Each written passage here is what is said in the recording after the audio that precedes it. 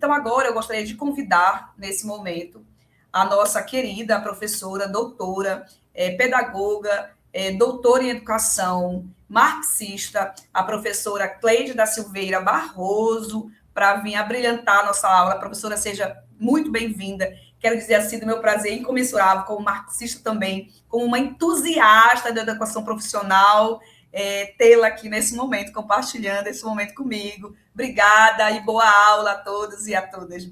Bom dia, muito feliz, né, por essa apresentação da Shirlene, essa apresentação empolgada. Fico muito feliz de conhecê-la, porque a Shirlene tem uma formação, né, sociologia, no caso, tem algumas formações que elas exploram mais o marxismo quando o teórico deseja, né?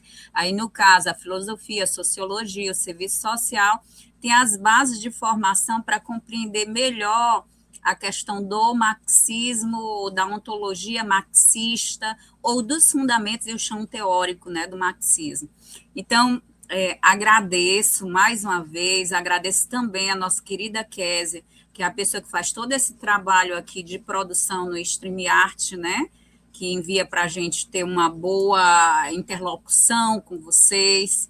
Queria desejar também nessa primeira aula do segundo módulo, né, Shirlene? Acho que é segundo módulo. Agora eu estou aqui perdida, acho que é segundo módulo. Então, nessa primeira aula, um feliz ano novo, né, que todos estejam com saúde, que consigam se apropriar desses fundamentos tão importantes, né, na educação profissional tecnológica. Nossa disciplina é Políticas Públicas da EPT, né, então é muito importante isso. E o nosso material hoje é Políticas Públicas, Legislação para a Educação Profissional Tecnológica, Perspectiva Histórica e Social Emancipatória. Eu queria iniciar, inspirado aí no que a Shirlene fez, né? Queria iniciar também fazendo a leitura de uma poesia que eu acredito que é muito importante, porque ela tem um teor combativo e que isso reverbera na sociedade em que nós estamos, e principalmente como sociedade de classes, a classe, que acredito que aqui não tenha ninguém dono de meios de produção, não tendo ninguém como dono dos meios de produção, nós todos somos trabalhadores, né?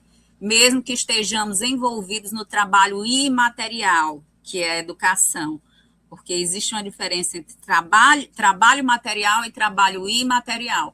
O nosso é trabalho imaterial porque nós não trabalhamos diretamente transformando a natureza, mas nós temos o poder de contribuir para a transformação das teleologias, da consciência de classe, ou inspirar uma consciência de classe para si, que é o que demanda hoje essa sociedade no momento em que estamos vivendo.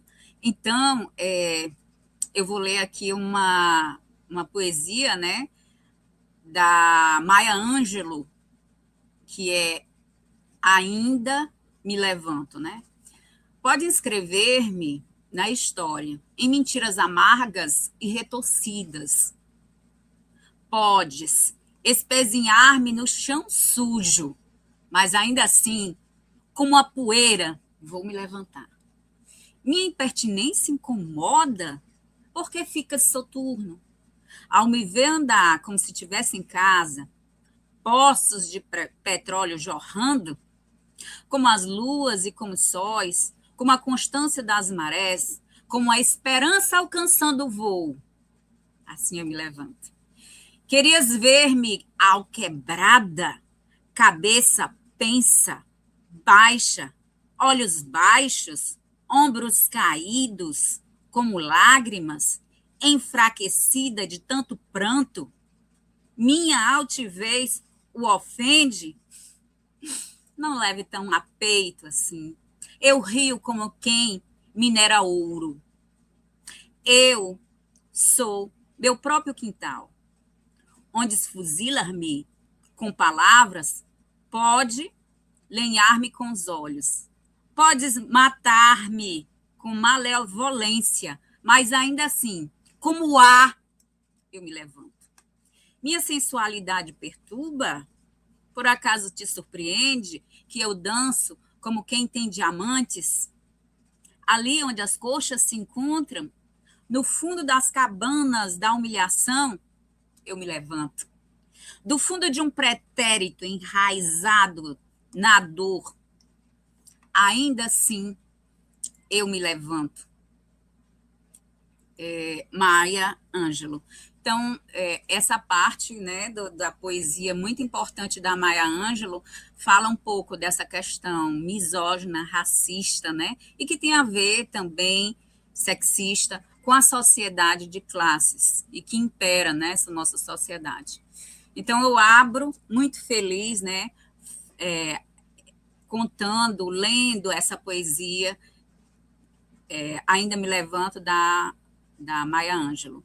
Gente, e mais uma coisa, eu queria só fazer uma correção. Gilene, meu nome é Maria Cleide da Silva Barroso. Tem outra professora, a Cleide Silveira, mas ela eu acho que é também formada, é o nome, sempre tem essa confusão comigo e com ela, a gente é do IFCE. E lembrar que eu sou do campus Fortaleza, né, da 13 de maio, sou professora do mestrado em Ensino de Ciências e Matemática, do doutorado Renoem, e sou também, né, uma das antigas coordenadoras, acho que da primeira habilitação que surgiu em Educação Profissional Tecnológica no Instituto Federal do Ceará em 2010, né, porque o Instituto Federal do Ceará, como a gente vai ver, aparece, né, a partir de 2007 com uma fundamentação legal. Então, vamos lá, nós estamos aqui com os objetivos da aula. A gente apresentou o início dessa aula, e o objetivo dessa aula é explorar os conceitos de políticas para a educação profissional tecnológica, influenciada por organismos multilaterais e agentes sociais. O segundo objetivo é analisar o histórico de produção e as bases legais da educação profissional tecnológica. E o terceiro, refletir sobre as transformações a partir de 1990. Sei também que essa disciplina, acredito que é a terceira, né, que eu estou dando. A primeira, não, é a terceira não, é a quarta. A primeira foi Fundamentos do Trabalho 1, depois foi Fundamentos do Trabalho 2, depois a gente teve Gestão Democrática e agora, né, Políticas Públicas. Essa constituição das disciplinas, elas estão vinculadas a esse chão ontológico da categoria trabalho, ou seja, do marxismo, porque os marxistas é que trabalham desenvolvem, né, a categoria trabalho ontológico.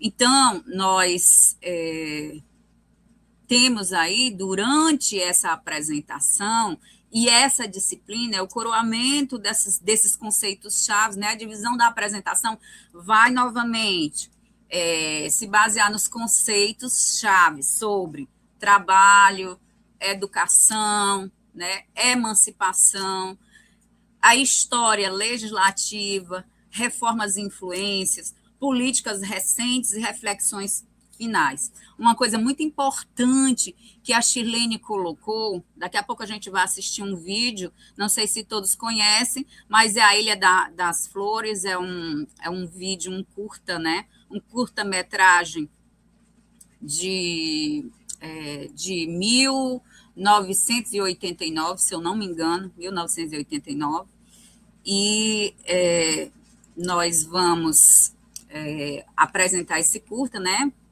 para a partir daí começar a discutir esses conceitos. Mas é muito importante o que a Shirlene colocou, né, sobre as atividades, gente, sobre as atividades importantes que vocês façam nos prazos. E outra coisa importante que vocês não podem deixar de lado é que essa disciplina, né, ela é uma disciplina produzida pelo professor Almerico Lima, né? E o professor Almerico Lima, ele constituiu um material profundo e sólido, baseado em uma biblioteca que tem lá, né, dentro das salas, vocês vão ver, dentro de cada polo tem uma sala de políticas públicas, e vocês vão ver que tem a biblioteca e os recursos digitais, tem 30, são 30 e, acho que é 37 livros, né? Acho que são 37 livros. Então, só para vocês verem que a fundamentação ela é bem consolidada. E o número de páginas do material da disciplina, até agora das 4, essa disciplina, o material da gestão e educação profissional tecnológica é a mais densa. Então, é importante realmente que nós possamos ler o material para fundamentar as respostas, tanto no fórum, porque o fórum ele vai permear todo o conteúdo do material que Almerico Lima produziu, e também a gente poder produzir o quiz, né, a partir dessa leitura, porque as 10 questões que estão lá também estão fundamentadas e divididas nos pontos que nós apresentamos, que foi apresentado pelo Almerico Lima. Todo esse material aqui que a gente vai discutir, né, embora tenha experiência pessoal, né, enquanto professora, e a fundamentação teórica, né, nesse período que eu me formei, que já faz algum tempo, sobre educação e luta de classes, baseado no material produzido pelo professor, viu, Almerico Lima. Então, pode seguir. A gente vai iniciar agora o vídeo, né, do curta-metragem A Ilha das Flores.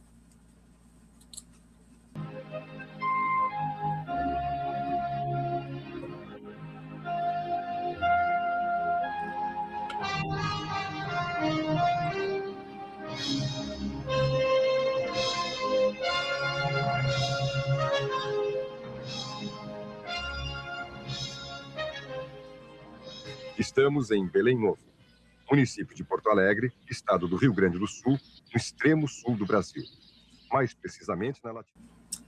Eu estava aqui, gente, assistindo esse vídeo, que eu vi até alguns comentários aí, né, sobre esse vídeo ser antigo.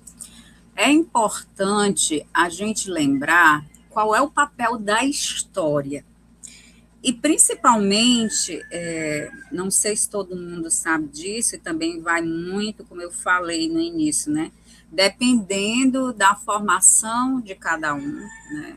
A área de humanas, ela sempre preza por isso, mas mesmo assim a gente tem formação pós-moderna, formação neoliberal, né? A gente vive no neoliberalismo, a gente vive numa sociedade de classes, não é uma sociedade, infelizmente, emancipada a que a gente vive.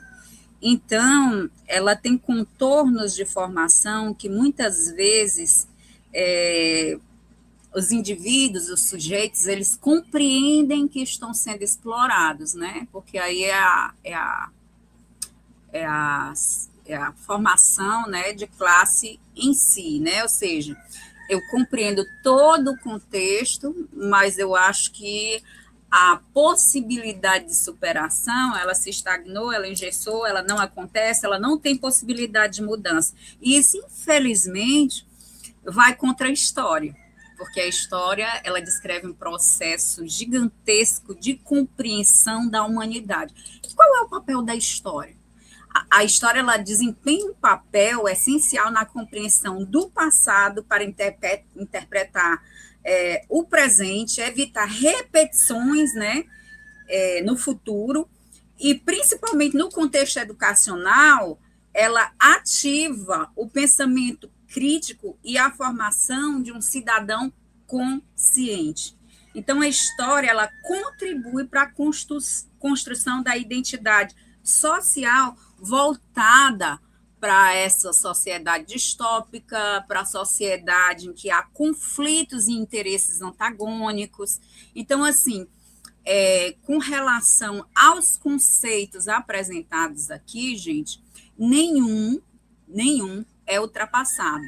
Porque, para a gente compreender a sociedade de classe, a gente tem que ir lá para o início, né?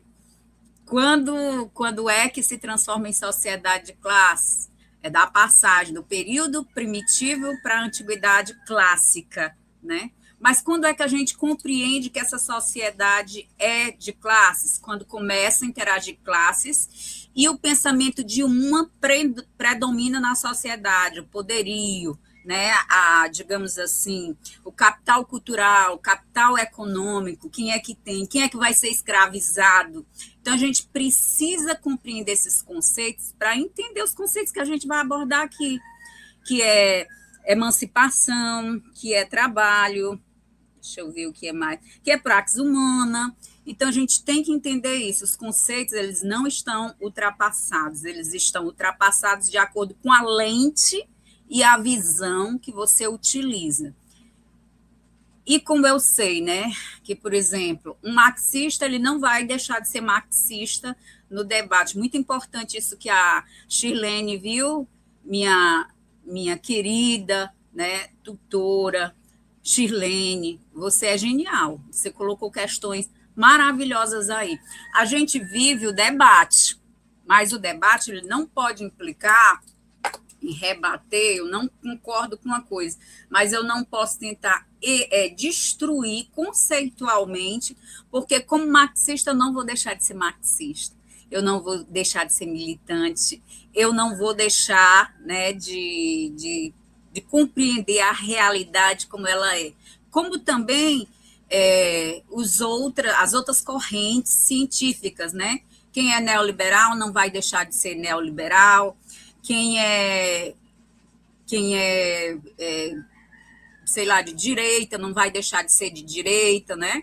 Esses dias eu estava numa live, achei tão engraçado, teve um menino que entrou provocando, dizendo, se as mulheres, né? Porque a gente estava nessa vibe também de discordar e compreender que, no caso, o sujeito, existe uma violência de gênero em que o gênero, né, com toda a fraternidade que eu tenho pelos colegas do gênero masculino, a gente sabe que numa sociedade de classes, aquele elo mais fraco é o que fica em desvantagem, como as crianças, as mulheres, LGBTQIA+, que a gente sabe, por exemplo, o nível de violência e o nível de feminicídio está gigantesco, né, no país. Isso também reverbera em outros países em que a compreensão é essa. Mas por que eu estou falando isso? Por que é que você está falando isso, professora? Porque a gente viu um vídeo, A Ilha das Flores, que ele trabalha com tudo isso. Olha só, o início do vídeo vai trabalhar o que é a esfera biológica, o que é a esfera social, salto ontológico, né? Quando ele fala do polegar opositor e o telencéfalo, ou seja, qual é o animal que dá o salto, né? Isso aqui numa perspectiva científica, gente, que a gente não está com questão moral, com questão religiosa, é perspectiva científica. Na esfera biológica, eu sempre digo para o meu companheiro, né, que também é militante, que os animais, eles estão presos à esfera biológica. Diz, gatinho está preso, então vou pegar e ensinar ele na esfera biológica, ele fica sempre brincando desse jeito. Mas, assim, os animais, de uma forma geral, estão presos na esfera biológica. Quem dá o salto social, né? Só aquele ser que aqui é o ser humano, que eu vou chamar de homem, não por uma questão sexista, mas a minha compreensão é que o homem que eu estou utilizando não é o gênero, mas é o gênero humano, não é o gênero sexual, feminino, masculino, mas o gênero humano. Então, o ser humano, ele dá o salto ontológico, ele se transforma, ele cria ferramentas. E isso é o princípio da definição de trabalho ontológico para quem já vem das turmas passadas, compreendendo, né, esse caminho que a gente está construindo, certo? Então, no vídeo, fala isso, claramente, salto a esfera biológica, a esfera social. E aí ele traz o conceito também de trabalho, né? Esse conceito de trabalho, ele traz o conceito de mercadoria, né?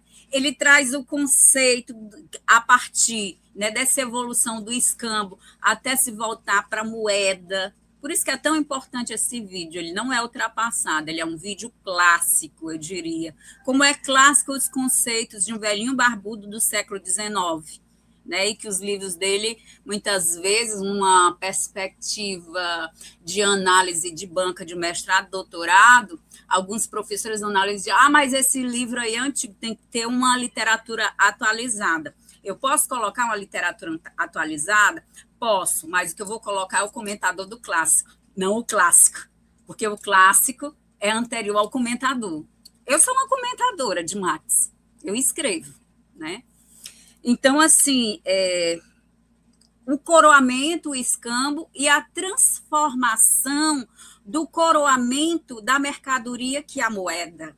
A moeda, o coroamento, né, desse primórdio, que é o primórdio no sentido da sociedade de classes, né, da relação capital, da relação capitalismo, certo? Então, a gente faz esses questionamentos, né?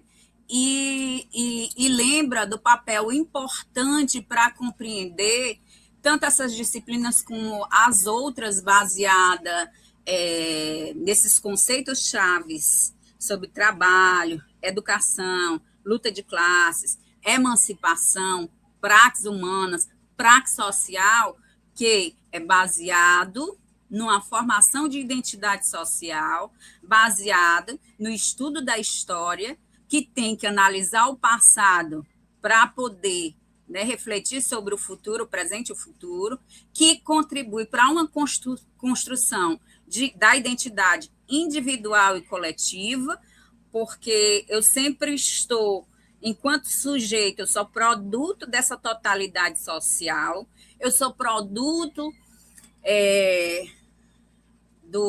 como é que eu diria?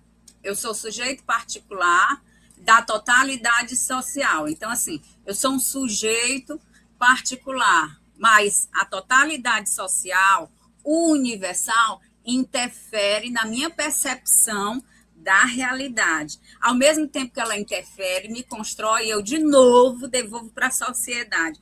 Essa é uma relação dialética e social, e a gente precisa compreender isso. São conceitos chaves para a gente entender, né, essas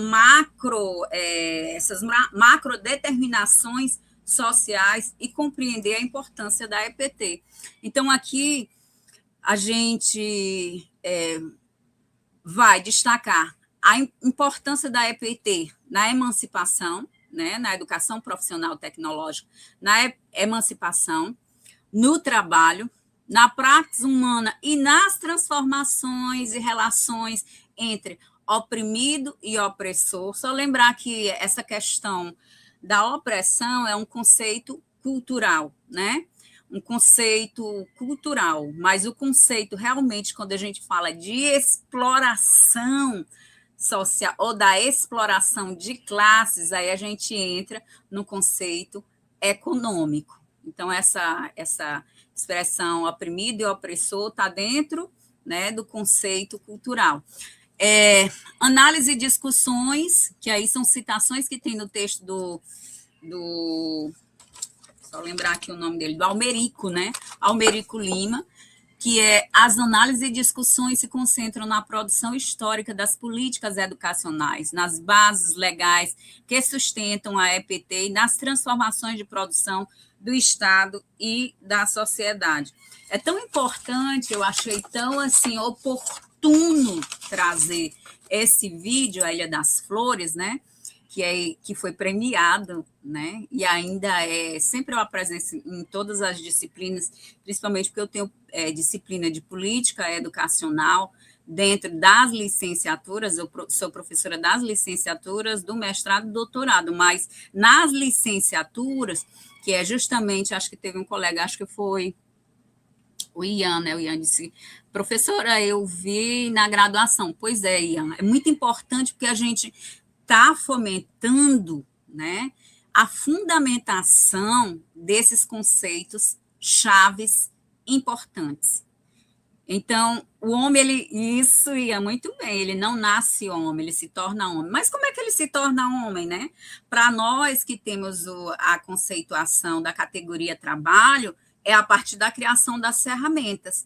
E criar as ferramentas é o conceito inicial de trabalho. Vamos só lembrar aqui qual é o conceito de trabalho, né? O conceito ontológico de trabalho é a transformação da natureza pelo homem, e ao transformar a natureza, o homem se transforma. Então, essa transformação, como diria Vygotsky, é a criação dessas ferramentas importantes, né, para que a gente possa transformar a realidade. Isso é o conceito de trabalho, e muito importante. Passando agora, Kézia, pronto. Então, a gente tem aí a emancipação, né, que é um conceito também importante, né? Deixa só eu ver aqui, eu vou até na concepção emancipatória, que tem lá no material do Almerico, né? Envolve a educação integral e compreensão das contradições do mundo do trabalho, da seguridade social. Vocês viram que no vídeo, né, ao final ali, quando você vê a questão da ilha, das flores, dos lixões, né, dos antigos lixões. Aqui em Fortaleza a gente tinha um antigo lixão chamado Janguruçu, que se transformou até ponto de ONGs e de trabalhos sociais, né? Esses lixões, eles traziam esse descalabro, né, das populações viverem de forma abaixo da linha da miséria, da pobreza extrema, né? E essas relações de classe do alijamento da dignidade humana, né? Você fica sem descrever. Então, esse filme ele é impactante por isso, e ao final ainda toca o nosso hino nacional, para lembrar que nós somos uma nação, nós somos um país, mas, ao mesmo tempo, a gente muitas vezes esconde isso. Hoje é dia de lixo, né, aqui na minha rua. Lixo como? Da gente colocar o saco de lixo para o pessoal da limpeza passar, né, os carros, recolherem esses resíduos. E aí você vê ainda pessoas, né, que são chamadas de agentes ambientais, né, uma forma usando eufemismo para dizer que o catador de lixo da rua é um agente ambiental, né? Tem até em documentos internacionais essa linguagem.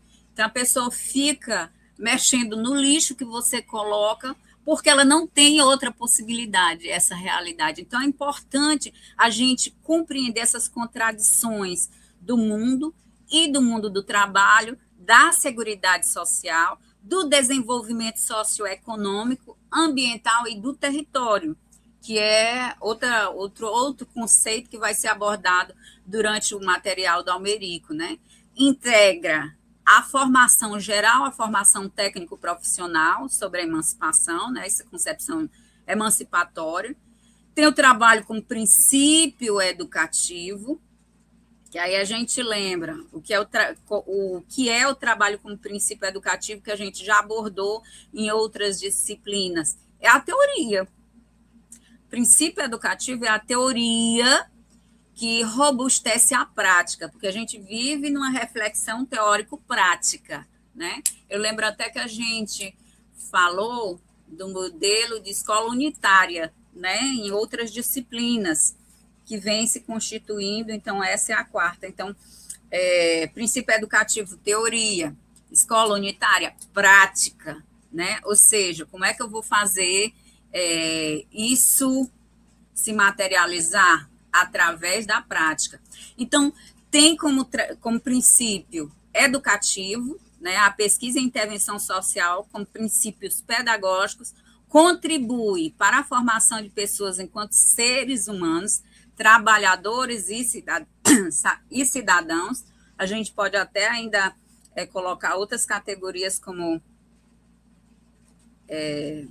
o desemprego, né, estrutural e crônico, por exemplo, esses agentes ambientais que hoje estão passando aí na rua e recolhendo, né, os resíduos,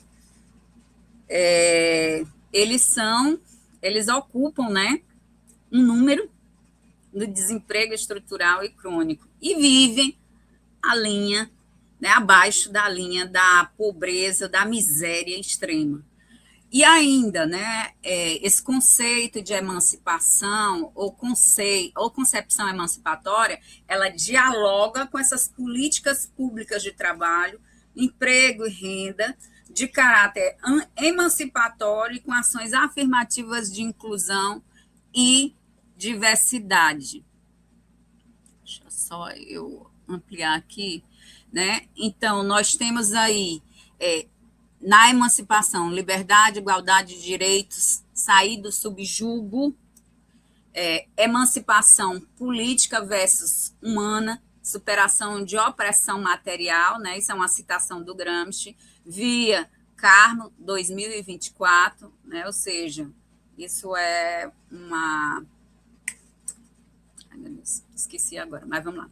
A emancipação diz respeito à liberdade, igualdade de direitos de indivíduos e grupos sociais. Então, emancipar significa sair do subjugo, da opressão e tornar-se plenamente livre, aí é do Marcos Del Roio, né, 2007, e emancipar-se significa sair do subjugo da opressão e tornar-se plenamente livre, ter voz e se fazer representar, já que, aí a gente vai já falar sobre o conceito de subalternidade, refere-se, né, a subalternidade, à condição de indivíduos de grupos oprimidos, que aí é como eu falei para vocês, está na categoria cultural, né? Oprimidos, marginalizados, sem voz ou representação nas estruturas de poder.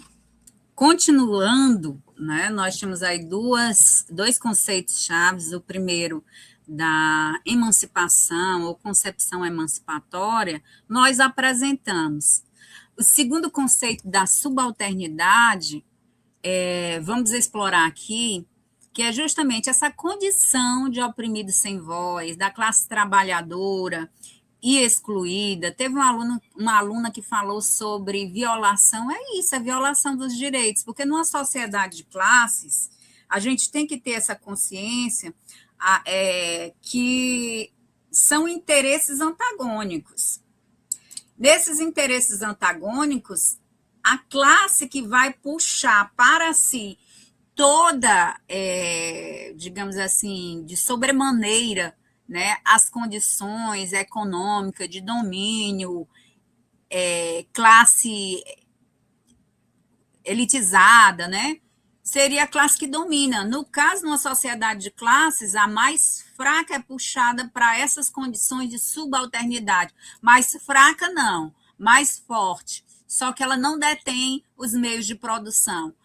A única mercadoria que ela tem é a própria força de trabalho. Então, por isso, fica na condição de subalternidade, não tem capital financeiro. E como existe uma classe que domina, essa classe vai puxar para si também a condição de capital cultural, que é o que se coloca, né, digamos assim, nas ideias, na ideação. Quando eu estava falando de história, e eu vi lá que a Clautenes disse assim, não, professor, o conceito independente, Clautenes, mas existe sim, né, concepções de que a história está ultrapassada, tem teóricos que falam, né, aí a gente pode ir atrás do Fukuyama, né, que se chegou ao final da história, que o capitalismo é o último modo de produção dominante na humanidade. E nessa condição, o capitalismo ele não pode ser humanizado. Então, essa subalternidade, ela faz parte da lógica capitalista, desse modo de produção dessa sociedade de classe, porque ela precisa ter o poderio sobre outra classe. Lembrar, como eu falei já antes para vocês, e desculpe muitas vezes se eu falo muito alto, é porque eu sempre falo assim nesse tom de voz, vou até tentar ver se eu baixo um pouco, se a própria Kézia modera para que não fique tão né? Porque eu sempre fico assim, falo muito alto. Eu também tenho problema de escutar pouco, aí geralmente quem escuta muito baixo ou não escuta direito fala alto, né? Então, assim, essa subalternidade, esse conceito de subalternidade, essa percepção de muitas vezes, não, isso daí é ilusão, né? Isso não é violação, não existe isso. Faz parte de algumas correntes e de alguns engessamentos de concepção sobre essa materialidade, sobre o real. Quando a Shirlene leu, né, a poesia da Conceição Evaristo, quando eu li a poesia da Maya Angelou, também traz esses elementos de compreensão dessa realidade de classes, né, de subalternidade. E aí tem sempre uma classe que é subalterna, né, nessa relação de uma sociedade de classe que é espiziada, né, quando eu falei sobre a questão dos resíduos sólidos, né, o recolhimento dos resíduos sólidos na rua, aqui na minha rua, que se a gente faz uma analogia a esse projeto, né, se eu não me engano, esse curta-metragem da Ilha das Flores, deixa só eu ver aqui para não passar muito das horas, esse curta-metragem da Ilha das Flores, ele foi produzido pela Petrobras, né, enquanto estatal, financiou, é um curta-metragem premiado, é do final da década de 80, mas ele traz muitos elementos da realidade que são contemporâneos, né? Não acabou, as pessoas vivem abaixo da linha da pobreza extrema, nós temos a possibilidade de produzir 12 bilhões de alimentos no planeta, mas nós só somos 7 bilhões e 900 milhões, eu acho que é mais ou menos isso, e pessoas passam fome, né? Um terço da população mundial, se eu não me engano, gente, verificar só assim, aproximado que eu estou falando, mas um terço passa fome. Como se a gente tem a capacidade de produzir quase o dobro de alimento, porque há um interesse, né? Então, essa subalternidade, ela traz consigo esses elementos que compreendem essa sociedade de classe. Subalternidade refere-se à condição de indivíduo ou grupos sociais oprimidos, marginalizados, sem voz ou representação nas estruturas de poder. Gramsci, né, Apud, Karma, 2024. A dominação não é um processo isento de contradições e falhas, e muitas vezes as brechas são aproveitadas para dar um passo adiante na mudança social, porque a gente tem que entender que, mesmo assim, há uma tensão social todo o tempo, uma panela de pressão, né? Todo tempo, uma panela de pressão. Quando a pressão social está muito grande, o que é que acontece? A gente vê o surgimento, a partir dessa tensão social, de políticas que vão, né, arrefecer essa quintura nessa panela de pressão, né? Seja um Bolsa Família, seja algumas políticas que vão arrefecer e que vão, de alguma forma, alimentar também a ideologia de classe, né, e da classe dominante. Então, os subalternos, embora excluídos total ou parcialmente de direitos, estão integrados ao sistema hegemônico de forma passiva, produto das relações que modam a própria história. Importância e necessidade de emancipar-se faz com que a superação da subalternidade não ocorra como ato de vontade individual ou espontânea. Isso não quer dizer que a responsabilidade pela passividade seja dos subalternos, não é, mas existe um conjunto, né? Hoje, um termo bem utilizado, um combo, né? Então, essa concepção subalternizante que está lá no livro do Almerico Lima, livro não, né, no material produzido para essa disciplina, ele vai priorizar o desenvolvimento de competências que supostamente propiciam maior empregabilidade. Que aí a gente, professor, essa história de empregabilidade, a gente pode recorrer até que isso tem a ver com os organismos financeiros, os organismos multilaterais, né, que a gente vai também ter essa concepção no material do Almerico Lima, por isso que eu disse para vocês, é um material denso, tem muita leitura, tem muito link para você entrar, né, e ter acesso a essas concepções. Então, empregabilidade, por exemplo, no final, nas reformas da década de 1990, nós vamos ter o surgimento dos pilares educacionais. E o quinto pilar, se eu não me engano, aprender a ser, aprender a fazer, aprender a conviver, né? E aprender a empreender, que é só para a América Latina, é da CEPAL, né? Da Comissão Econômica para a América Latina. Então, assim, empregabilidade tem a ver com esses conceitos, porque a empregabilidade na América Latina tem um porquê, a gente tem que ir para vários conceitos. Olha, que esse material dele, ele vai trazer legislação de 45, com o Banco Mundial, com Bretton Woods, né? Com o Banco Mundial, com a FMI, com...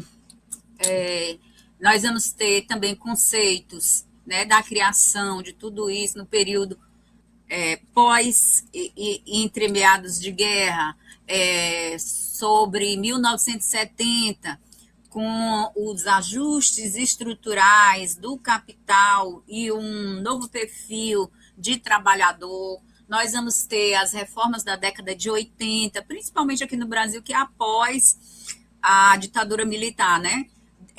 Reformas da década de 90. Olha, entre 80 e 90 a gente vai ter aí a Carta Federal, a Carta Magna Federal, né, a Constituição Federal. Nós vamos ter, para nós, a segunda LDB, né, 93, 94/96. Então, isso tudo é alimentado com esse conceito também de empregabilidade que está lá nas 8 formas, né, 8 objetivos de como mudar o mundo. Isso aí até nas embalagens plásticas, teve um período que saía nas embalagens plásticas de mercantil, gente, 8 formas de mudar o mundo. Eram 8 objetivos do milênio, 8 formas de mudar o mundo. Depois a gente vai ter 17 ODS, né, que é o Objetivo de Desenvolvimento Sustentável. Então, assim, tudo isso não é feito por acaso, é pensado encadeado, né, para essa transformação e esse respiro desse modelo de produção capitalista. Então, essa subalternidade ainda, né, que é uma categoria que a gente vai empreender a crítica a esse modelo de educação profissional tecnológica, empregabilidade ao atender as demandas do mercado de trabalho somente. Minimiza a formação geral e não integra a formação técnico-profissional. Reduz a educação profissional ao ensino profissionalizante, com recursos fragmentados e de curta duração e esvaziamento das dimensões pedagógicas. Olha só, na disciplina anterior, nessas disciplinas, as 3 anteriores, a gente fez muito isso, né? Trouxe esses elementos de trabalho como princípio educativo, escola unitária, e aí, né, que demandaria ou fomentaria a educação profissional tecnológica numa perspectiva emancipatória, e a outra perspectiva, que é a que a gente quer reduzir, né, que a gente quer realmente superar, que é essa educação profissional tecnológica só com instrumentalismo profissional, que isso a gente tem que superar, né? Então, formar trabalhadores principalmente para funções instrumentais sujeitas às ordens dominantes, silenciados em processos decisórios, com acesso restrito a recursos materiais e a oportunidade de desenvolvimento humano. Isso é terrível, né? Muito ruim. Pode passar, Shirlene. Acho que a gente já... Pronto. Aí aqui a gente tem o conceito de trabalho mais-valia, né? Que é muito importante também. Porque o trabalho, é como eu falei para vocês, a definição de trabalho ontológico, essa definição da transformação da natureza, né? E o homem, ao criar essas ferramentas, né? O Machado, né? Aí é bem clássico, né? Da concepção marxiana, o trabalho, né? A ferramenta Machado, o martelo, o arco e flecha, a lança, né? Foram primeiras ferramentas criadas pelo homem que justamente elas vão transformar a natureza, e nessa transformação da natureza, esse homem também se transforma. É aí onde vem aqueles elementos que eu falei do universal e do particular. Eu sujeito, né? Cleide Barroso. Quem é Cleide Barroso? Cleide Barroso tem mais de 5 décadas, está caminhando para a sexta, viu, gente? 5,5. Então, assim, Cleide Barroso tem mais de 5 décadas. As pessoas que viveram nessas 5 décadas comigo, elas têm, de alguma forma, uma influência desse universal, né? A influência desse universal. Então, esse universal, ele influencia a forma como eu vejo essa realidade. Pode ser para um lado ou pode ser para o outro, mas, de uma forma geral, as pessoas que são da minha época, né? Da minha época, elas têm uma visão parecida, porque a influência histórica, a influência do universal é a mesma, mas, ao mesmo tempo que me influencia, eu, né, que é a forma dialética, sou influenciada e jogo novamente essa influência, já, digamos assim, burilada, para o universal. Então, entre o sujeito particular e a questão, sujeito particular e a formação universal, né? Nós podemos dizer assim, O que seria, então, esse trabalho, né? Eu fiz a definição aí e a gente vai falar um pouco sobre o que é esse mais-valia, né? O que é a mais-valia? É esse custo, é esse valor pago da força de trabalho. Tem até uns chargezinhas que dizem assim, fica conversando um indivíduo com o dono, né? Um empresário, em determinado momento, no final, diz assim, ei, não fala o que a gente comentou, para os trabalhadores, porque no final a conclusão é de que esses trabalhadores, eles é quem promove as condições para o empresário captar recurso e comprar, né, os meios de produção. Aí diz, então não é você que paga, é interessante, é uma charge. Parece uma charge da Mafalda, mas não é. Então não é você que paga eles, é eles que lhe pagam com o trabalho que ele fornece para você, né? Então, é o custo sempre menor do que o valor que foi produzido, enquanto a parte excedente compromete por quem comprou as mercadorias de trabalho. A mais-valia vai ser a riqueza do meu empregador. Então, quando falamos de subordinação econômica, estamos referindo ao uso de trabalho coletivo e à apropriação privada das riquezas que ele produz.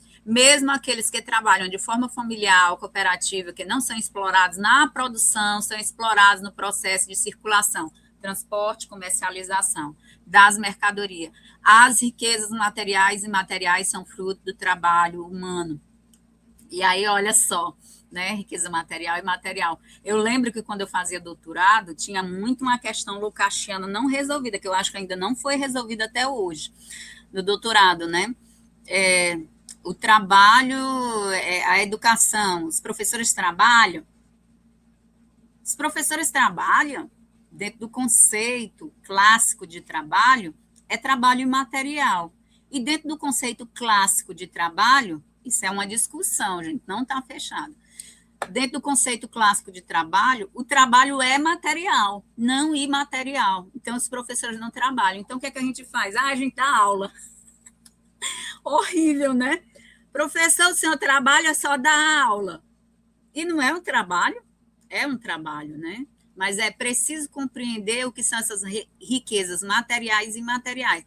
Nosso campo de trabalho está dentro do trabalho imaterial, né? Porque a gente não vai transformar diretamente a natureza. Eu não vou derrubar árvore, eu não vou transformar madeira em mesa, isso é o trabalho material. Nós vamos trabalhar com a teleologia, com a consciência, com os processos decisórios, com a consciência das pessoas, né? Então, é diferente. E mais-valia é um conceito, então, central da teoria de Karl Marx, né? Significando a diferença entre o valor total produzido pelo trabalhador e o valor pago a ele em salário, sendo que esse excedente, o lucro, ele é apropriado, como eu já falei para vocês, pelo empresariado, pelo dono dos meios de produção, né? E essa é a base do sistema capitalista, né? E pode ser absoluto, né? Em mais horas, ou relativa, mais tecnologia e ritmo. É tão interessante que esse conceito também vai se ligar, se vincular a trabalho vivo e trabalho morto, né? Professora, ontem eu estava criando no IA o meu professor de línguas. Aí eu peço o professor, eu descrevo na IA o que é que eu quero que esse professor seja. Tenha 30 anos de experiência na língua. Então, a IA vai criar um professor que vai me fornecer toda a informação que eu preciso naquela língua. Então, eu vou criar um professor que vai me ensinar. Olha só. Gente, isso é um vínculo entre trabalho morto e trabalho vivo. Mas aí eu estou desempregando, né? Eu não estou desempregando porque o IA não tem mais volta, né, gente? Não tem mais volta. A gente tem que ter sabedoria para utilizar, ter cuidado para não utilizar na questão, principalmente acadêmica, com os plágios, mas, assim, ele ajuda em várias coisas. No caso, agora, eu vou ter a economia de pagar um curso também, né? Eu já faço alguns cursos, mas ele vai me ajudar nessa formação de idiomas, porque eu tenho uma professora, que eu não vou deixar de ter uma professora. Senão, uma professora muito querida, minha querida Cris, né? Que ela é professora do idioma francês. E aí, a minha professora me ajuda, e eu estou criando um IA para me ajudar também, porque muitas vezes, nessa correria, a gente não tem o tempo possível para como é que eu diria? Para dar conta de tudo, né? Mas é assim. Né? É assim que a gente vai fazendo e utilizando a tecnologia a serviço do homem, não o contrário. Então, essa diferença entre trabalho vivo e trabalho morto é o seguinte: trabalho morto é quando vários equipamentos tecnológicos ele assumem ou reduzem. Digamos, assumir não, porque a eliminação do trabalho vivo ela não é possível ainda. Mas, eu acho que não vai ser, né? Também eu advogo que não. Mas a tecnologia ela vai avançando e reduzindo frentes de trabalho. Exemplo, os trocadores de ônibus não existem mais, porque se fez uma tecnologia que substituiu aquela mão de obra. Os trabalhadores de atendimento no mercantil, né, os caixas. Está sendo feito isso de uma forma muito larga aqui em Fortaleza. A maioria dos mercantis estão utilizando o autoatendimento, como existe o autoatendimento de bancos, né, nos guichês de banco, que tem também dentro de mercantis. Então, é o mesmo princípio, né, a redução do trabalho vivo em função do trabalho morto. Então, força de trabalho como habilidade humanas em um sentido mais amplo, a consciência, a faculdade dos trabalhadores se organizar e lutarem pelos seus direitos, né? Aí, Oliveira Ramalho, 2019. Habilidades mais consciência organizacional, técnica não neutra, espaço. Eu estava vendo também, gente, só queria ler uma coisa que eu vi hoje aqui, peraí. Sobre justamente isso. Olha só, a gente tem um problema, né, que reverbera, entrelaça ou costura todas essas questões, que é, por exemplo, nada muda sem mudar a base, a infraestrutura, né? Eu estou falando de força de trabalho, infraestrutura. É onde a exploração acontece. Trabalho precário, salário baixo, patrão lucrando e trabalhador sobrevivendo é a base material que sustenta o sistema. Aí a gente tem, na superestrutura, é o que tenta justificar a exploração. Leis que protegem os ricos, mídia que mente. A gente tem uma mídia, gente. Quem é dono da mídia? São 12 famílias no Brasil, gente. Eu acho que está até mais reduzida. Né? Então, assim, são 12 famílias que mandam nos 214 milhões com a ideologia que é perpassada por ela. Então,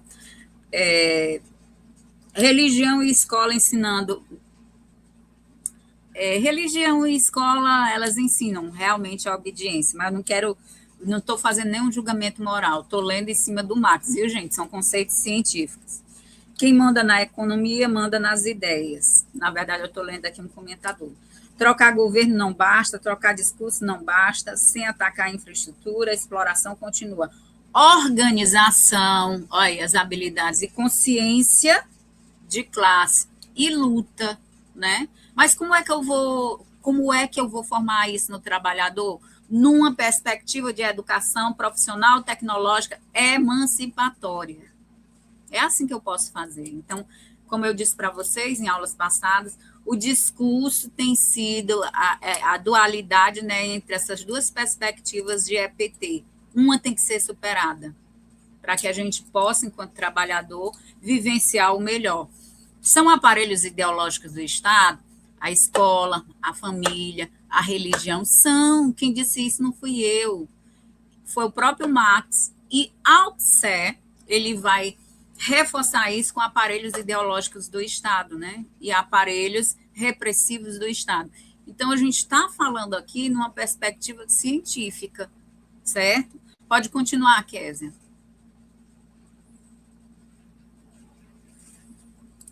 Qualificação. Então, a qualificação do conjunto de relações sociais entre trabalho e educação permite essa aquisição e utilização de conceitos, experiências, capacidades técnicas e sociais. Quem disse isso foi a Manfredi, né? As concepções teóricas sobre a relação entre trabalho e educação, e, por outro, a estratégia dos agentes sociais em demarcar campos e utilizar os conceitos para os seus próprios fins. Isso daí quem está dizendo é o Almerico. A maneira distorcida de relacionar educação e trabalho se diferencia, e não apenas em termos semânticos, mas na relação dialética entre trabalho e educação. Pode passar, Kézia.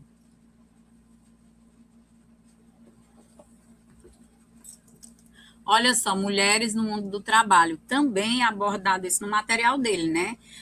As mulheres, elas não recebem salários condizentes. Aí é o Costa 2022. Sofrem preconceito, discriminação pela condição feminina e assédio, né? Vocês sabem que assédio é algo extremamente atual que vai gerar também adoecimentos mentais, como o burnout, né?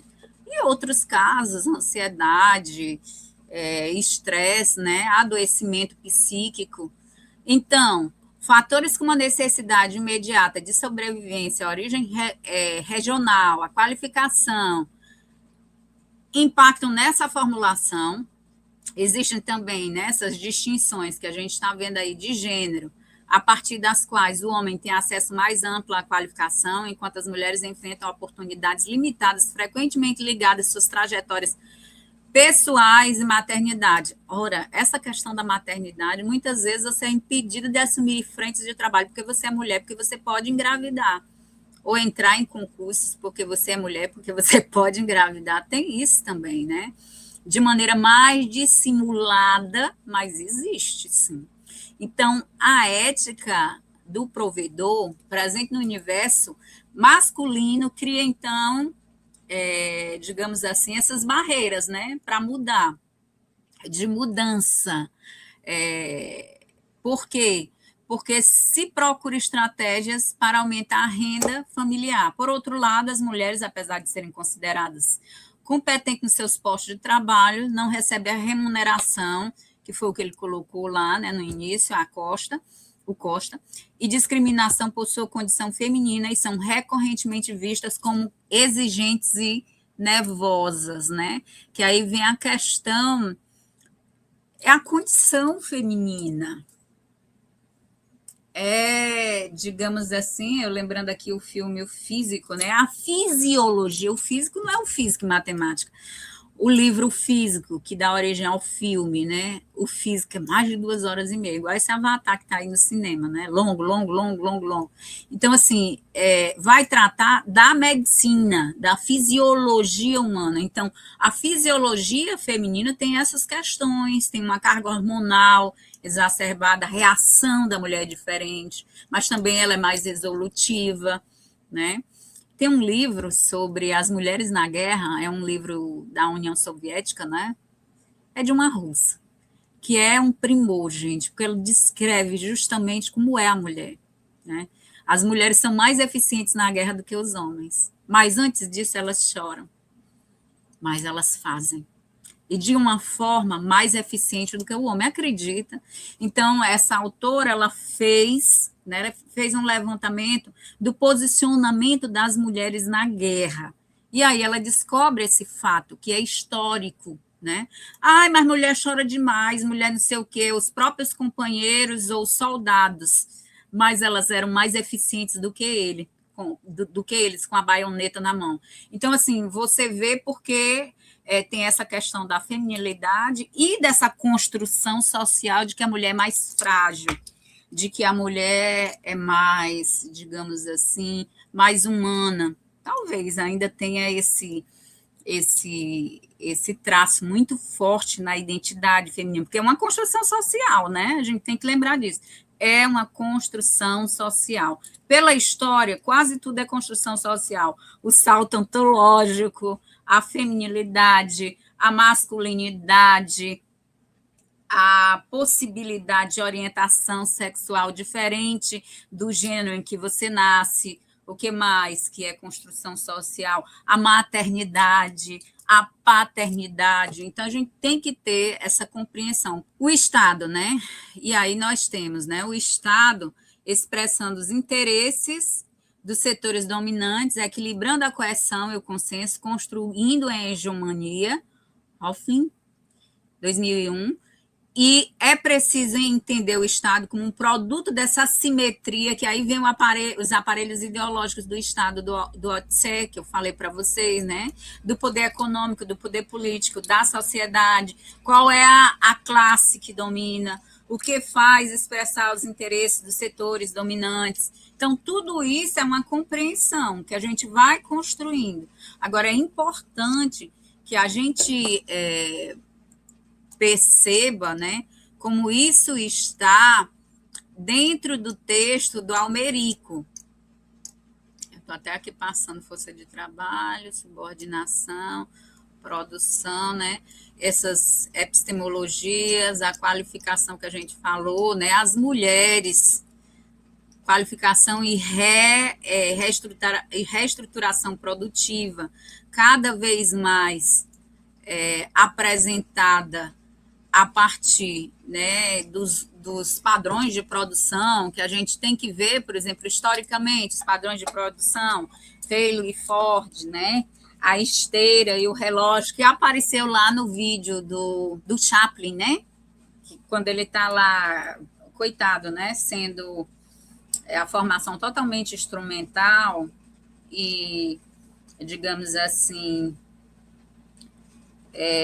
que ele apreende, né, essa instrumentalização e essa automatização, né, de apertar porcas, né, a gente está vendo ali acontecer no filme, no vídeo, o Taylorismo e o Fordismo, mas com a reestruturação, principalmente da reestruturação produtiva, existe uma demanda da sociedade no mundo do trabalho. Aí a gente vai ter, após guerra, né, Segunda Guerra Mundial, o modelo ou a exploração do toyotismo. Toyotista, Kanban, japonês e modelo de produção flexível. Por que a produção flexível? Porque a produção ela não vai ser mais uma produção, isso tudo no papel da hegemonia do Estado, né? A produção ela não vai mais formar o profissional técnico, digamos assim, especialista, ele vai tratar só sobre isso. Não. Qual é agora o padrão de produção na estruturação produtiva? É o modelo flexível. E como se incorpora esse modelo flexível? Esse modelo flexível, gente, ele vai se incorporar a partir da polivalência. Você agora é o modelo bombril, você faz tudo, não faz mais só uma coisa, você faz tudo. E aí, isso retoma, né, nessa concepção, insere as mulheres na frente de trabalho, né? Porque aí você também vai ter uma mão de obra mais barata, já que a questão feminina demanda um pagamento, né, mais rebaixado. Então, a qualidade ou a qualificação vai ter essa disputa hegemônica na sociedade, e as concepções de educação em disputa para esse Estado, né, com políticas públicas, políticas sociais, e, no caso, o Estado, ele vai produzir, então, essa simetria que tem aí no slide, ele não é estático, ele passa por processos sociais dinâmicos, pode ser alterado nessa perspectiva, e o Estado também é um espaço de luta de diferentes grupos sociais que competem por mais influência, por mais poder, e que precisa, como eu li para vocês que estavam, né, no Instagram lá de um companheiro, sobre a conscientização e a luta, né, e a organização. Luta, organização, para que a gente tenha políticas públicas que expressem essa luta, né, e luta por direitos, implementar políticas sociais decorrentes desse direito. Políticas públicas críticas, né? As políticas públicas, então, são a expressão concreta da luta por essa hegemonia que a gente falou agora, né? Pois ela dá esses diversos setores e, digamos assim, cria essas tensões que produzem essas políticas públicas. Então, assim, o ciclo das políticas, né? Ela é muito utilizada na análise das políticas educacionais, a abordagem do ciclo de políticas vem de um ciclo que inclui agenda, formulação, implementação, avaliação, sendo cada etapa uma dependência recíproca com as demais. Gente, ó, tudo isso que eu estou colocando aqui está no material produzido pelo Almerico Lima, mas esse material é produzido nos 37 livros a partir, né? Claro que ele é um comentador, ele comenta sobre os teóricos que a gente se apropria, os teóricos clássicos, outros comentadores, né? Então, ele se apropria desses comentadores. E aí, esse material que a gente trouxe no slide, na verdade, é um resumo das 38, se eu não me engano, 38 páginas do material dele. Só que essas 38 páginas do material dele, se a gente for colocar mesmo, dá mais de 50, né? Dá mais de 50 páginas, além dos livros, né, que a gente tem lá na biblioteca de cada sala de aula.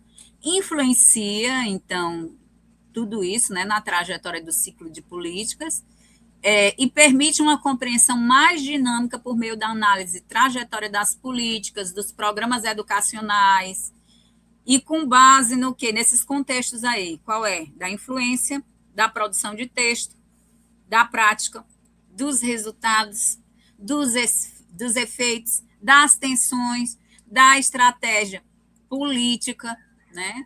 E aí a gente vai entrar dentro dessas análises políticas com o conceito de território, né? Já que a gente está passando bem rápido mesmo, viu, gente? Porque, Maria, eu acho que só tem mais meia hora. Não é isso, quer dizer? Então, a adoção de perspectivas contra-hegemônicas, hegemônicas ou contra-hegemônicas, na implementação de políticas e nessa correlação de força entre os sujeitos, entre as classes, entre os coletivos, entre os sindicatos, atuam nesse espaço social e ocorre, né, onde ocorre a luta, que é o território. Aí vem muito dessa apresentação, ela vai trabalhar com conceitos, né, chaves. E agora a gente tem o conceito do Milton Santos de território, né, que é um geógrafo. Território como ter de relações, uma totalidade na perspectiva econômica, social e cultural. Ontem eu estava ouvindo, viu, concluindo algumas atividades e ouvindo muito o Belchior, né? E ele fala muito sobre essa questão cotidiana. Eu ouvindo a letra e me detendo aqui, puxa vida, como o Belchior, ele trabalha conceitos enriquecidos, mas são conceitos cotidianos, né? Cotidianos, sobre essa malha intensa que constrói a nossa vida enquanto romance, enquanto lutas, enquanto tensões sociais. Aí eu liguei a essa concepção, esse conceito de território. Ele fala isso dentro da música dele, né? Interessante, eu lembrando do material que eu ia apresentar hoje, e vendo que casava muito com as letras das músicas do Belchior, né? Então, já a concepção desenvolvida pelo geógrafo David Harvey, que é muito bom, gente. Olha, o David Harvey tem um livro em particular que vai falar sobre o fenômeno das hipotecas, né, nos Estados Unidos, que se chama O Enigma do Capital. Ele vai discutir geograficamente como esse conceito ele é iniciado no período em que a França começa a tocar fogo nos carros no meio da rua, até chegar nos Estados Unidos, porque é um fenômeno que vai passando pelos países, né? A quebra. É a quebra estrutural, é a quebra... Eu não chamo mais de cíclica, porque esse conceito digamos assim, de crises cíclicas, ela já está um pouco superada depois do Mesaros, né? Mesaros diz que a crise é estrutural, não é mais cíclica. Cíclica foi até a queda da Bolsa em 1929. Então, o David Harvey, ele vai construindo o que foi, né, a crise das hipotecas nos Estados Unidos com o livro Enigma do Capital. Muito bom, viu? Muito bom.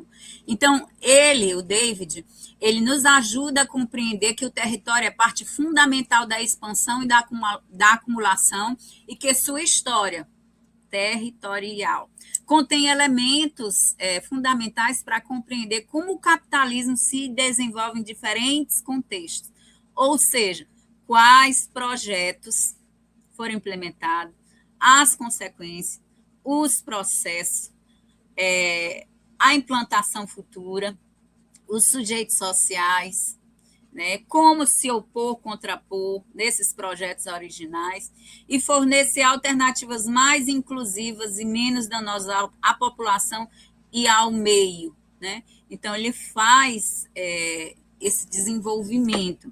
Agora que eu só não estou lembrando aqui do qual é o livro que ele vai trabalhar isso, mas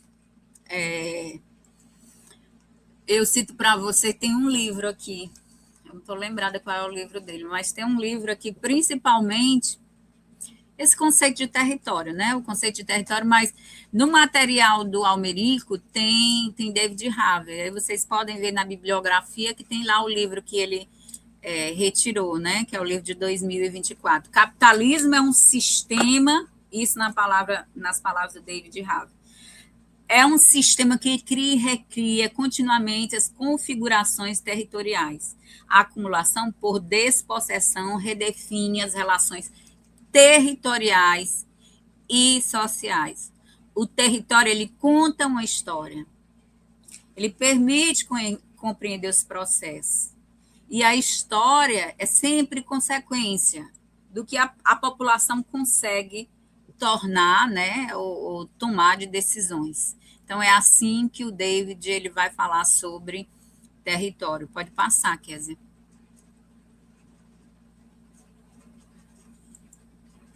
Então, EPT, né? EPT emancipatória. Como a gente já falou e vem falando nas aulas passadas, vocês podem, eu acho que ainda está aí no YouTube, né? As aulas passadas, as disciplinas passadas, deve estar gravado ainda. Vocês podem meter esses conceitos. A gente já falou sobre essa educação profissional tecnológica emancipatória. Ela é baseada, né, no conceito, aí vamos lá, em cima da Revolução Francesa que era uma revolução burguesa, né, mas que tinha os ideais de democracia, de liberdade, de fraternidade, né? Então, a educação emancipatória é uma educação pública, gratuita, integral, laica, socialmente referenciada, de qualidade, inclusiva, e trabalho como princípio educativo, que foi o que eu falei para vocês. O que é o trabalho como princípio educativo? É a teoria que vai robustecer a escola unitária, que é a prática. Essa é a grande diferença entre escola unitária e princípio educativo. Um é teoria, o outro é modelo, né? É prática. Então, a aparente contradição reside no fato de que, apesar de serem instituídas e mantidas pelo Estado, as escolas públicas operam dentro do contexto da sociedade civil e da reprodução de ideologias. Aí entra o Althusser, né? Está apontando assim porque está ali meu livro. Contribuindo para a formação de consensos e a legitimação de valores que geralmente refletem a hegemonia de determinadas classes sociais. Quer dizer, o que é que a gente estuda? Eu sempre falo isso com os alunos quando a gente está clareando conceitos, né? Mais críticos, de construção da criticidade científica e histórica. O que é que a gente estuda? Por que o professor trabalha 5, 4 dias? Por que o professor tem que trabalhar 3 turnos? Às vezes o quarto, né? Dentro da profissão, não estou nem dizendo em casa, não, porque se for mulher, vai cuidar de idosos, vai cuidar das pessoas que estão necessitando de cuidado, né? Idosos, crianças, doentes, e fazer o trabalho doméstico, né? Então, é uma jornada que não é nem tripla, é muito mais que isso. Mas, voltando aqui, né? Porque isso foi construído historicamente. Então,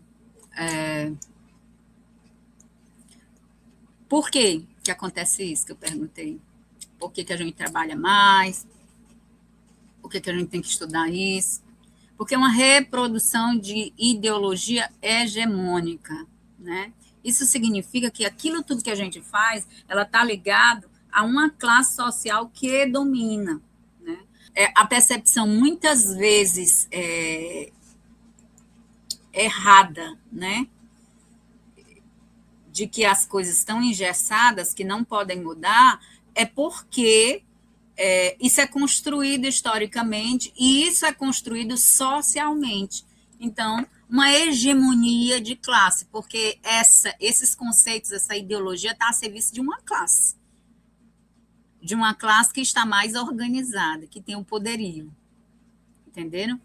Então, instrumentos legais. A gente vai entrar agora nos instrumentos legais. Pode passar, Kézia.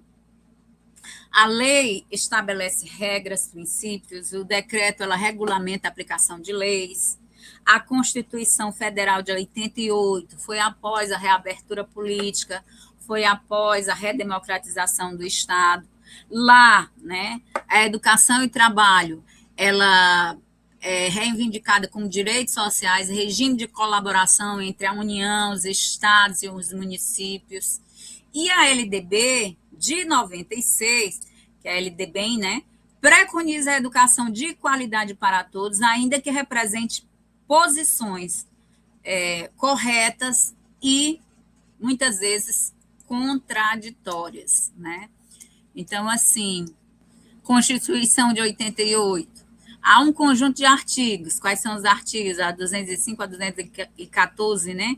Que trabalha os objetivos, a estrutura, a institucionalidade, o financiamento da educação, e que vai sofrer alterações em 1996, em 2008, 2020, né? Em momentos históricos distintos. Vai ter elementos progressistas, vai ter marchas e contramarchas, vai ter o direito à educação como cláusula pétrea. Há uma disputa entre esses objetivos e a sua abrangência, há uma relação público-privada. A gente vai ver, por exemplo, no final desse... Eu acho que eu vou pedir para o pessoal dar uma olhada, que esse material está lá no público são 6 minutos, mas são vídeos sobre o SNE, né, o Sistema Nacional de Educação, que é um projeto de implementação há décadas, né? Eu lembro que quando eu era aluna da graduação, o Saviani questionava, e o CONAI, a inexistência de um sistema de educação nacional, um sistema nacional de educação. Então, a gente está há décadas com essa disputa da implementação de um sistema educacional, né, um sistema nacional de educação. Por quê? Está aqui a resposta. Financiamento, institucionalidade, disputa, questões históricas, está lá no Planalto, ainda não foi decidido, né? O acesso à educação é definido como direito público subjetivo, que não é prescrito a partir de idade. Eu lembro que a primeira Constituição, né, no Brasil, de 1824, já fala sobre isso. Gente, 1824. Nós temos 7 constituições no Brasil, né?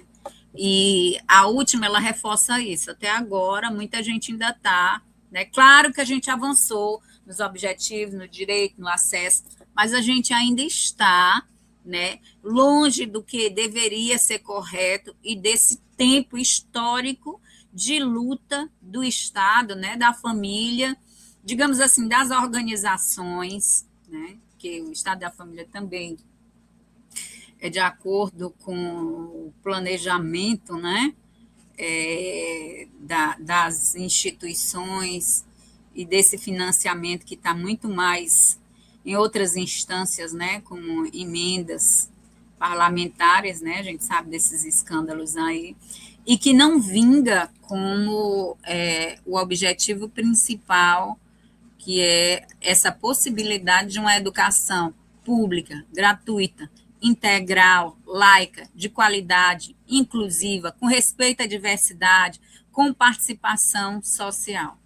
Então, quais são a LDB de 96? Ela é uma peça essencial nessa legislação da educação brasileira, mas ela também apresenta estrutura com tradições e algumas transformações, né? O processo de elaboração desse projeto de lei, ele já evidencia esse debate e essa tensão, né? Porque no apagar das luzes, o projeto que não estava mais, digamos assim, tendente a ser aprovado, foi o aprovado. Então, já vem aí uma questão cultural, e, digamos, não só cultural, né? Mas de disputa mesmo, né, na sociedade. Então, né, essa lei 5.692/1971, do período da ditadura militar, ela vai trazer parte do ensino médio preparando para o mercado de trabalho, né? Uma perspectiva totalmente instrumental do trabalhador, porque não poderia ter nada vinculado a uma perspectiva mais crítica da sociedade, o ensino médio que tivesse uma criticidade, principalmente na formação de trabalhadores. E a educação propedêutica era só para as elites, né? Ou seja, uma herança ainda do período colonial. Os decretos da EPT, nós vamos ter, né, a partir da abertura política, decreto 2.208, de 1997, a separação, o decreto 5.154/2004, a integração reforçada, né, do ensino médio e o profissional, e os decretos 2.208, não, desculpa. Então, esses 2 decretos, um separa, o outro integra, né, mais à frente. E o novo ensino médio, que é de 2017. Lembrando, tanto o que separa como o que integra é pós-ditadura militar. Mas essa reforma do ensino médio, ela vai simplesmente acontecer também na Lei 14.645/2023, que vai fazer a reforma do ensino médio integrado, que era o que tínhamos, que era considerado por muitos teóricos como o ensino médio superior ao novo ensino médio, né, ao NEM, e vai aí na leitura né, dos teóricos e do Almerico, né, baseado na lei. Instituir a precarização, a banalização e a perda da qualidade da EPT, porque realmente vai ser isso mesmo, né? E nós vamos ter ainda sobre a legislação, a EPT junto com o EJA, do campo, né? Público, olha só, que é destacado, né? Nas frases da Roseli Caldarte, que é uma teórica muito importante dentro do movimento dos trabalhadores do campo. Ela vai dizer público subalterno, trabalho educativo, luta pela emancipação. Então, ela vai intitular, né, esse material como essa legislação como discutindo essas questões, o trabalho como princípio educativo e a luta pela emancipação, né, desses trabalhadores e trabalhadoras, seus filhos e filhas, certo? Reestruturação produtiva, a gente já falou um pouco sobre isso, estamos já caminhando para finalizar, né? Reestruturação produtiva, a gente falou sobre esses movimentos, né, dos padrões de produção, desde o Taylorismo, Fordismo e modelo toyotista, né, o aumento da demanda por trabalhadores mais exigentes contrasta com a desestabilização, ou seja, ao mesmo tempo que há uma demanda, não se produz as condições para que essa demanda se realize, tendo em vista o novo ensino médio que não vai produzir isso. Neoliberalismo educacional, a reforma do Estado, porque aí são as condições, né?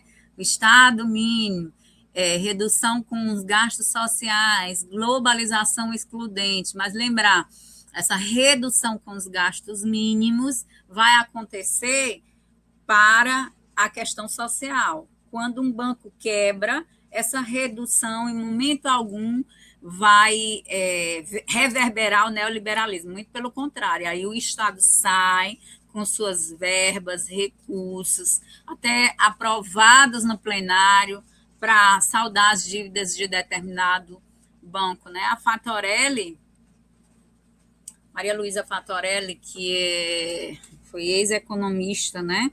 Não, é economista, foi eu acho que secretária da Economia. Não, a Fatorelli, ela trabalhou na Economia, no Ministério da Economia, né? E aí a Fatorelli, ela vai fazer a denúncia com a dívida pública, que é um site que ela vai falar justamente sobre esse Estado neoliberal, né? Esses gastos, como é feito os gastos da sociedade, que não está na mão da sociedade, né? Está na mão dos políticos e dos governantes e dos eleitos para representar o povo, como esse gasto ele vai acontecer,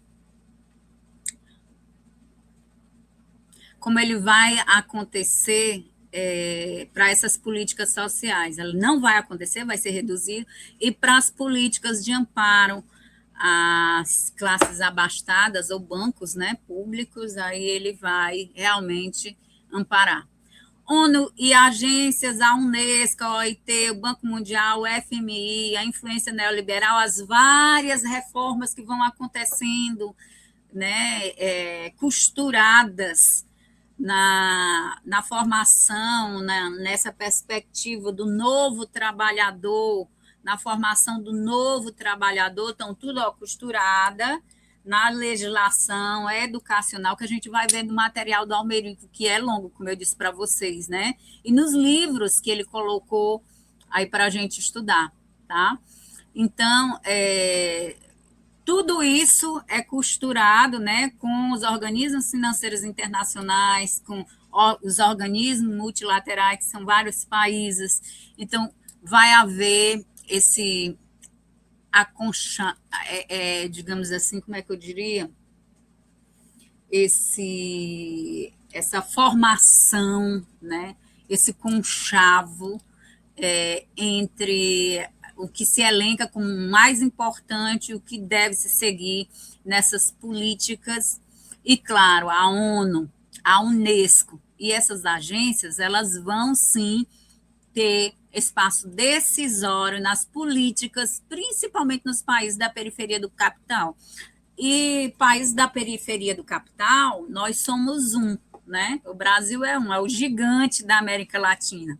É um gigante periférico do capital. Não estão no centro do capital, mas são importantes para manter o capital nas rédeas e dentro da perspectiva que se quer alcançar. Competências versus qualificação também é uma discussão que acontece desde a década de 90, né?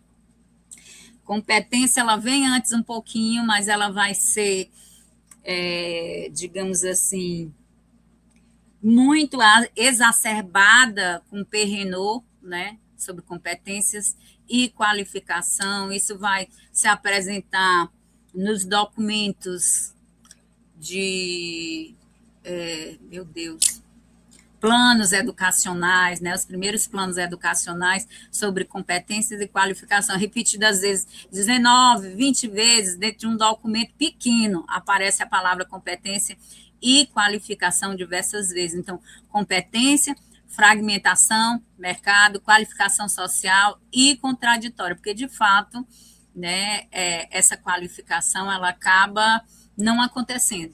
E o PNE de 2014 a 2024, né, nós vamos ter as metas 10 e 11, a integração do EJA e triplicar matrículas técnicas. Então, tem que realmente seguir o que está posto, né, nessa perspectiva. O que mais pode passar? Neoliberalismo. Aqui uma definição, né, sobre neoliberalismo, como ele se caracteriza. Então, a gente tem aí, como é que o liberalismo se caracteriza, né? A gente falou aí bem rapidamente sobre o Estado mínimo, a liberdade econômica, né? Enfatiza o comércio, a circulação de capitais, o mercado sempre é um mecanismo para alocar recursos e gerar riqueza, a globalização, que é econômica e é excludente, ela promove abertura de mercados, integração econômica entre países mais ricos. Políticas de oferta propõem implementação de políticas voltadas para a oferta, né, redução de impostos, desregulamentação, aumentar a produtividade e a competitividade. No Brasil, com o sistema de proteção social em construção, a adoção da perspectiva neoliberal resultou em quê? No aumento da desigualdade, da desindustrialização e precarização do trabalho por meio de desestatização, desregulação econômica e da negação da universalização das políticas sociais, que é como eu falei para você, né? Para vocês, é o Estado mínimo, os recursos para os projetos sociais são mínimos. Enfrentando resistência dos movimentos populares, que aí a tensão, né, que acontece no território. Em resumo, tanto a reforma do Estado quanto a adoção de neoliberalismo no Brasil revelam uma complexa interação entre interesses sociais e antagônicos, né? Quem é que vai ter o interesse por políticas sociais? As classes que precisam disso, as classes trabalhadoras. Quem vai ter o interesse pela não política social, né? Pela, digamos assim, só quando a panela está com a pressão muito alta, né? Então tem que se arrefecer. Mas quem tem interesse puxando para emenda, na verdade, emenda parlamentar, o escândalo das emendas parlamentares, em detrimento das políticas sociais, em detrimento de mais recursos para a educação, em detrimento para mais recursos nos institutos federais, em todas as outras, em todos os outros equipamentos educacionais. E aí a gente pode passar, Kézia, entre 2025 e 2034, há um novo PNE. Qual é o eixo desse novo PNE? Confirmado também, né, a partir da CONAI, participação social, as discussões, né? Um sistema nacional de educação inclusivo e financiamento, expansão da educação profissional tecnológica pública. Pode passar, Kézia.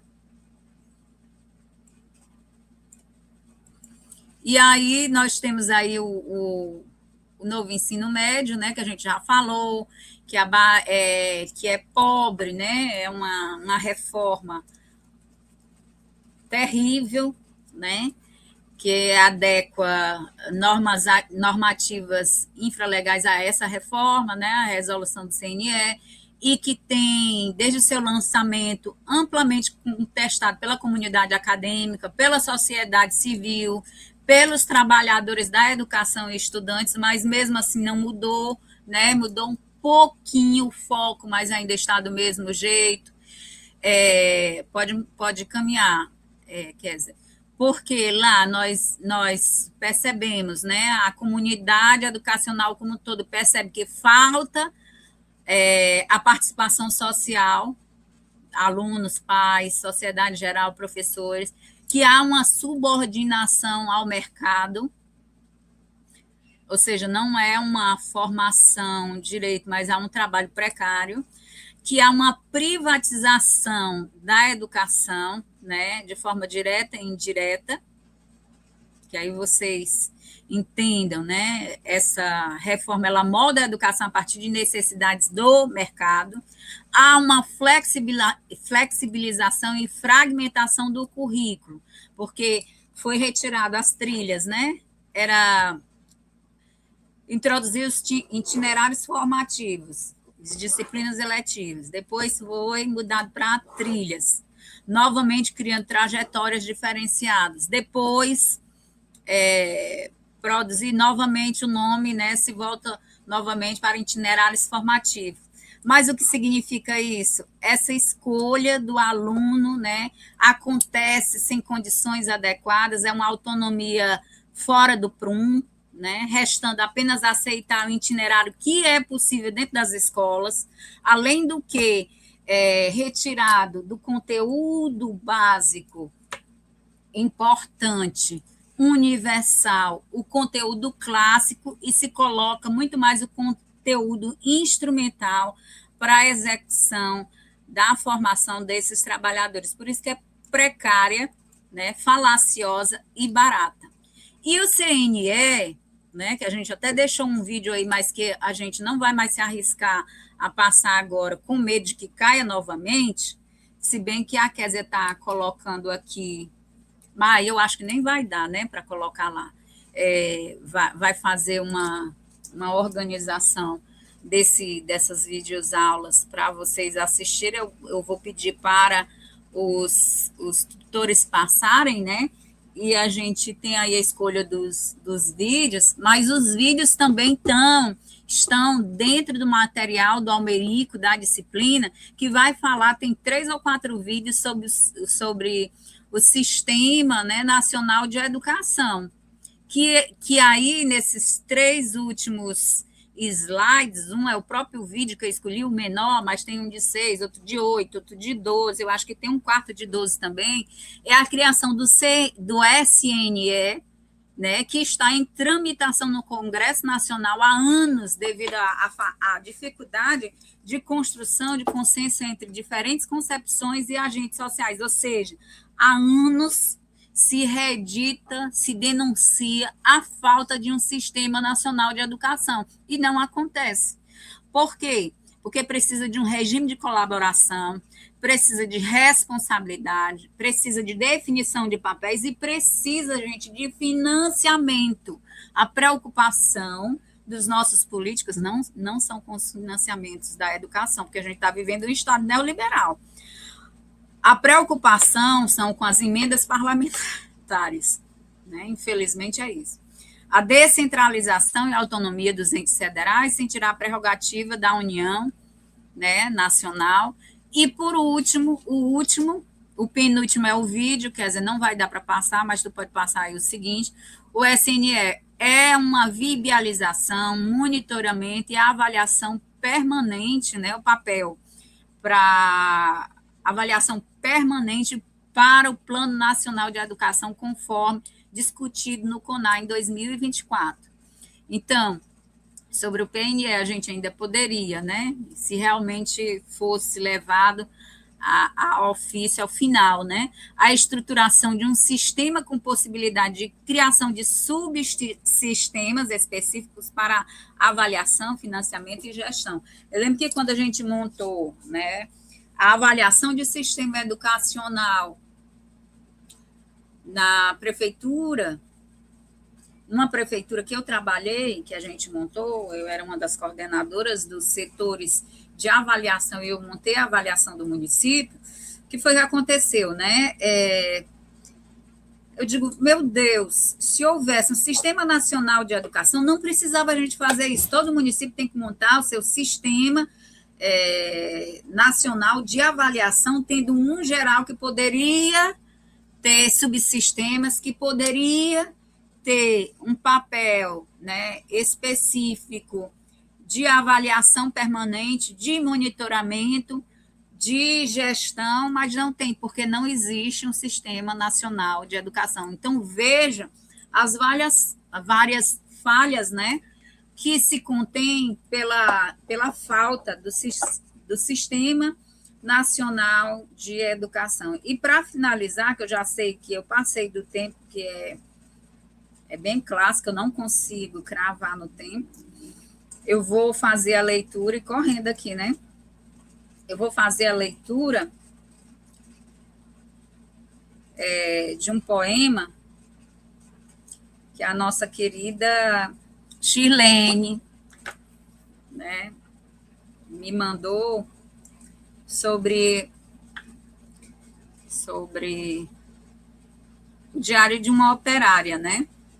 Então, vou ler aqui para vocês, é muito importante porque tem a ver com essa discussão maior que a gente teve sobre a educação profissional, tecnológica, sobre o operariado, né? Como a gente clama para que a nossa educação seja uma educação naqueles primórdios, né, que a gente leu, de qualidade, laica, integrada, inclusiva, e que seja gratuita, né? Então, a gente vai ler esse poema, Diário de uma Operária. Me deixa descansar, me deixa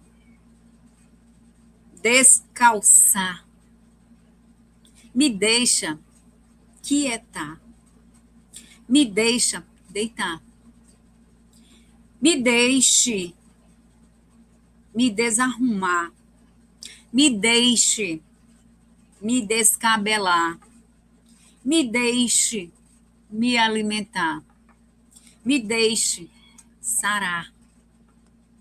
Quero ficar em casa, dentro do meu lar, não na casa material, uma casa perdida, no meu lóbulo frontal. Me deixa relaxar, me deixa murchar, me deixa flechar, me deixa parar de andar, me deixa escolher, me deixa emudecer, me deixa o silêncio fazer. O cansaço é espiritual.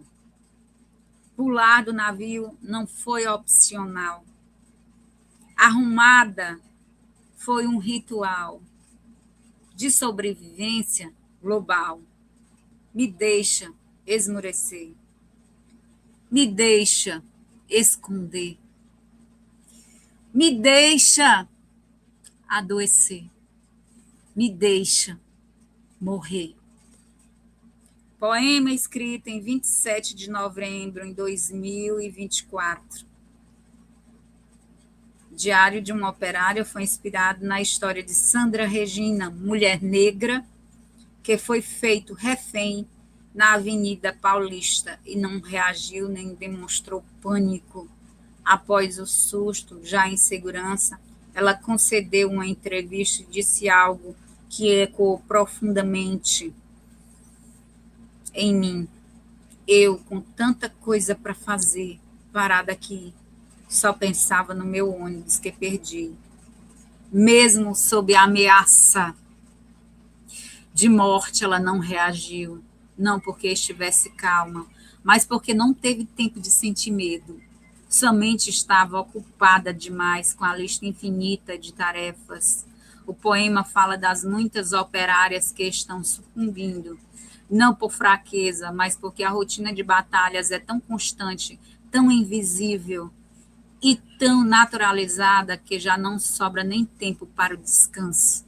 É o retrato de mulheres a quem até o direito de parar para sentir o medo da morte foi negado pelas triplas jornadas e pelos baixos salários. Eu acho que essa poesia, se eu não me engano, é da própria Shirlene. Shirlene, parabéns, meu amor, você é genial mesmo. Obrigada, viu? E, gente, encerramos aqui a nossa disciplina de políticas públicas. Até mais. E os TCCs, né? A gente está aí, está valendo. Beijo.